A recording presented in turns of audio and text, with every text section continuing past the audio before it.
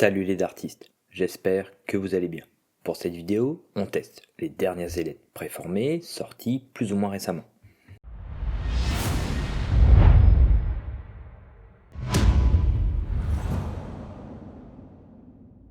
On commence avec les Nitroflight de chez Red Dragon. Les ailettes sont au prix de 10€, disponibles en 3 tailles, court, intermédiaire et médium.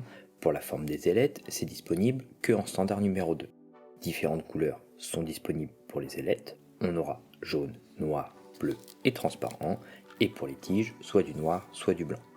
On a des tiges classiques, comparables aux tiges Nitro de chez Red Dragon, et on est venu y fixer une ailette moulée directement dessus. C'est l'impression que ça donne au premier abord. Il n'y a pas de renfort sur les bords, mais les ailettes font assez solide au toucher.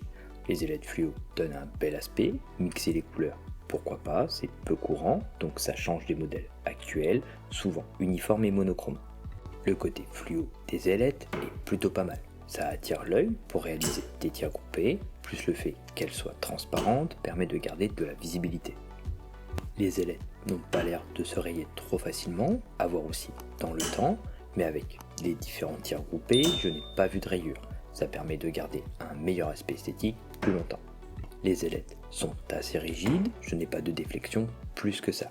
Je ne sais pas comment réaliser la fixation entre l'ailette et la tige, ça fait un peu peur lors de la chute, ce qui ferait potentiellement 2 points de casse à la base de la tige et à la base de l'ailette.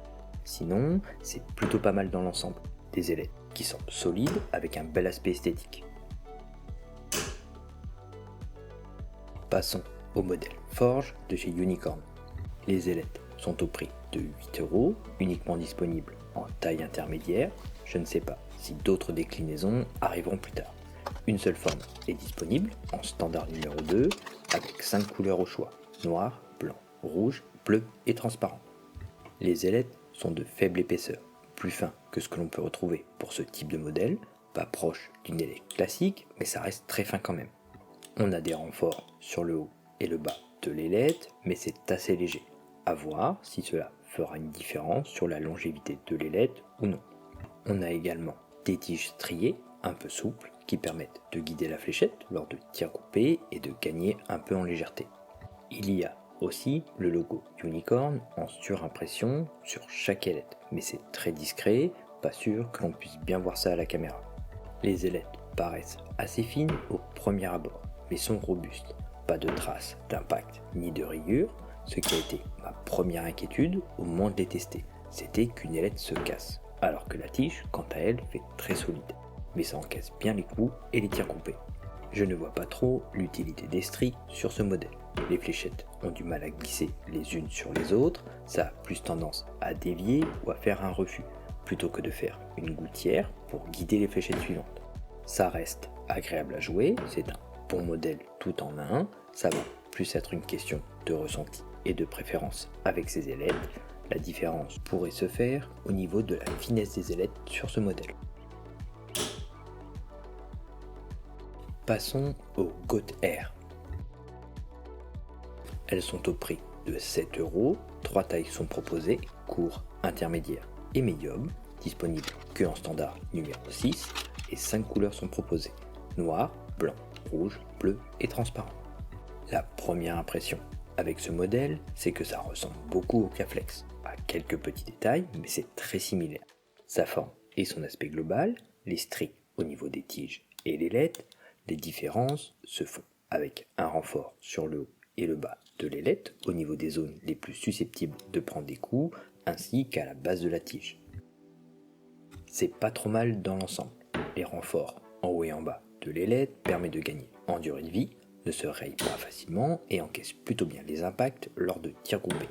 Les tiges sont un peu trop épaisses, les flux que j'utilise sont en 80%, alors avec du 90%, ça risque de dépasser encore un peu plus. Après, ça assure une bonne solidité, mais un poil plus fin serait mieux. Des bouts de plastique pas bien découpés sur le bord de l'ailette, ça le fait pas trop.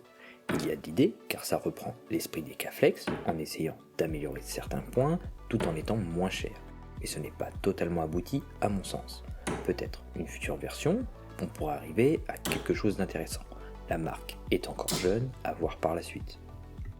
Ensuite, on passe au Condor Axe 120.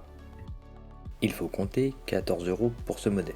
C'est disponible en 3 tailles, court, intermédiaire et médium. Pour les ailettes, 2 formes sont disponibles, standard et small, et 5 couleurs sont proposées, noir, blanc, transparent, rouge et violet transparent. Je suis curieux de voir ce que ça donne en vol, de passer sur 3 ailettes en termes de portance et de stabilité en vol. On retrouve les stries sur la tige, comme sur la gamme Condor Axe. Il n'y a pas de renfort sur les ailettes, mais celles-ci semblent assez épaisses et bien solides, comme sur les axes classiques, et elles ont une bonne durée de vie. Les 120 degrés ne sont pas si avantageux, ça ne permet pas de gagner en espace ou en visibilité. Il y a un peu de déflexion, tout comme des ailettes classiques avec 4 ailerons. On a une plus faible portance en vol, le vol n'est pas plus rapide et on perd un peu en stabilité. C'est pas adapté avec un lancer lent comme le mien, mais avec un lancer plus puissant, ça peut bien fonctionner. Je n'ai pas senti l'utilité des stries, car les ailettes sont assez larges, ça a plus tendance à dévier que de glisser les unes sur les autres. Ça reste assez particulier, ne pourra pas convenir à tout le monde. Le concept est intéressant de revenir à une forme à 3 ailerons et pourrait s'adapter dans quelques cas bien spécifiques. Et pour finir, les Rost 77 de chez Quesool. Les ailettes coûtent un peu plus de 10 €. 3 tailles sont proposées, S, M et L, correspondant à S pour court, M pour intermédiaire et L pour médium. Une seule forme est disponible, Big Wing. C'est une forme standard mais un peu plus large. Et de nombreux coloris sont disponibles, avec même la possibilité d'avoir 3 ailettes de couleurs différentes. On a des tiges droites, hexagonales, sans stries, avec une petite épaisseur à la base de la tige. On a également un léger renfort sur le haut et sur le bas de l'ailette. Le design est sympa avec cette forme de tige et ce côté transparent. Les ailettes sont un peu plus larges, mais ce n'est pas excessif non plus. À voir lors de mes lancers ce que ça donnera. Quesool s'est amélioré avec ce modèle. C'est plus adapté à des fléchettes pointe-acier comparé à d'anciens modèles qui pourraient faire trop léger et plus orienté fléchette électronique à mon sens. Les ailettes larges offrent une bonne portance en vol, c'est agréable à jouer. Un peu de déflexion avec ces ailettes plus larges, mais pas plus qu'avec un autre modèle ou avec des ailettes moins larges.